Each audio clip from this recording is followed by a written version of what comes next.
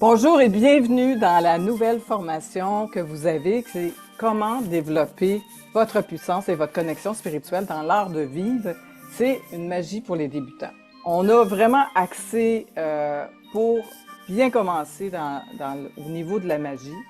Mon nom est Danielle Huard et je suis avec Andorra. Je vais être accompagnée pendant cette formation de Andorra qui, elle, connaît tous les secrets de la magie, beaucoup plus que moi. Donc, je suis très heureuse que l'on partage ces connaissances-là ensemble.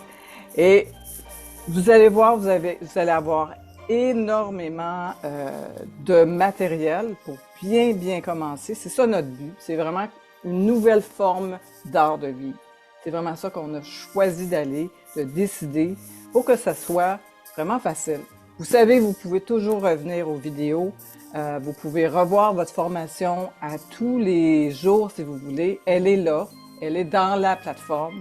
C'est une plateforme qui est à vie. Vous avez accès à tout ça. Donc aujourd'hui, on commence vraiment avec le début qui est l'introduction à la magie. Il faut savoir comment ça commence.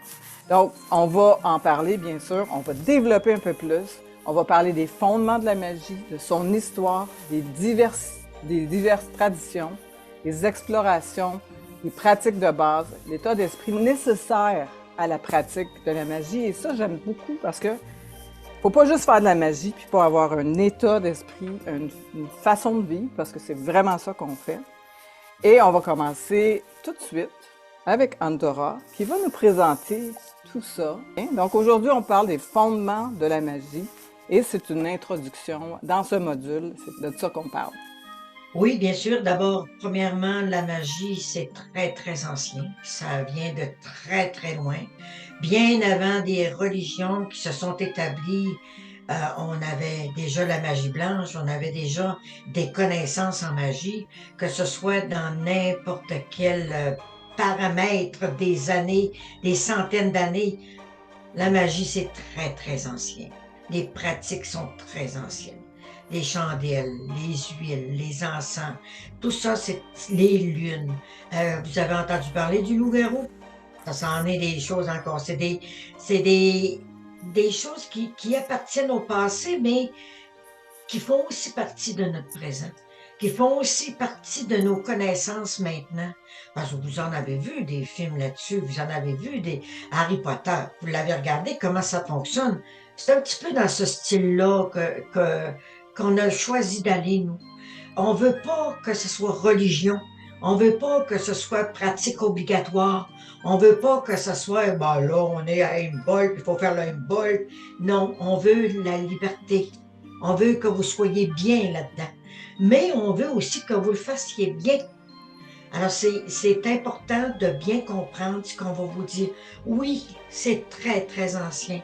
C'est des traditions qui nous viennent, qui sont ancestrales. Nous, on va vraiment dans un mode de vie. On va créer quelque chose de nouveau pour que vous vous sentiez bien là-dedans. Que vous vous sentiez pas obligé, que vous vous sentiez pas dans le nécessaire. Donc, C'est ce qu'on quel est l'état d'esprit qu'il faut avoir pour pratiquer la magie? Exactement, c'est l'état d'esprit qu'il faut avoir. Si vous n'avez pas cet état d'esprit-là, vous vous sentez obligé, ah non, pas encore un rituel, ben lâchez parce que ça vous donnera strictement rien. Il faut vraiment être heureux de le faire. Il faut être content de le faire. Il faut savoir ce qu'on fait. C'est certain que j'irai pas tout vous montrer tout de suite le gros stock si tu veux, là. Mais vous allez apprendre à aimer ce que vous allez faire. C'est une base. Est-ce qu'il y a des fondements dans la magie pour commencer? Oui, il y a des fondements. Premièrement, il y a des lois à respecter. Des mots qu'on peut pas dire. On peut dire ça comme ça. Il y a vraiment une façon de vivre. Ne sans nuire ni faire de tort à personne. Il y aller toujours avec être capable de comprendre l'autre au lieu de juger et ainsi de suite. C'est vraiment une façon de vivre où on se sent heureux, où on se sent bien. Alors la magie blanche, là, ça va vous apporter ça du bonheur. Puis notre façon de vivre à nous, c'est de regarder la nature, d'écouter la nature. C'est d'être capable d'aller chercher, tiens, vous voyez une belle fleur, arrachez-la pas parce qu'elle est belle, là. Admirez-la, regardez-la, mais laissez-la vivre. Comprenez ce que je veux dire? Je veux dire que notre mode de vie, c'est le respect en toutes choses. Hein? Puis il faut faire bien attention au retour, hein? Parce que si vous souhaitez du mal à quelqu'un, vous savez que ça vous revient 3 fois, hein?